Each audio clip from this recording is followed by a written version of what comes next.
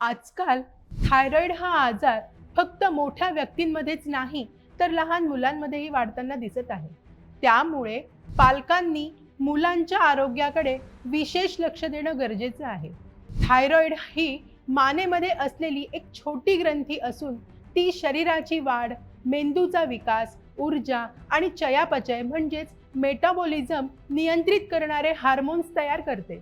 या ग्रंथीच्या कार्यात बिघाड झाल्यास मुलांच्या शारीरिक आणि मानसिक विकासावर परिणाम होऊ शकतो. मुलांमध्ये थायरॉइडची लक्षणं अनेकदा सहज लक्षात येत नाहीत.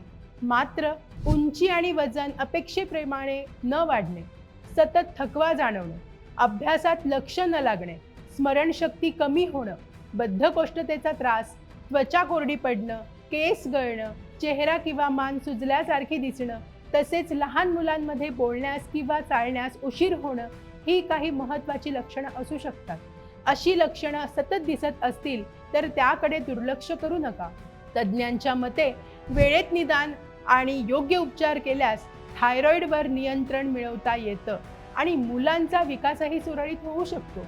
त्यामुळे मुलांमध्ये अशी कोणतीही लक्षणं दिसल्यास स्वतःकडून औषध न घेता बालरोग तज्ज्ञ किंवा एंडोक्रायनॉलॉजिस्ट यांचा सल्ला घ्या आणि आवश्यक असल्यास थायरॉइडची तपासणी करून घ्या.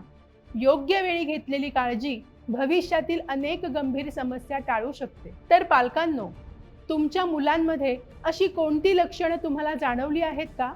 तुमचं मत आणि अनुभव आम्हाला कमेंट करून नक्की सांगा. व्हिडिओला लाईक आणि शेअर करायला विसरू नका.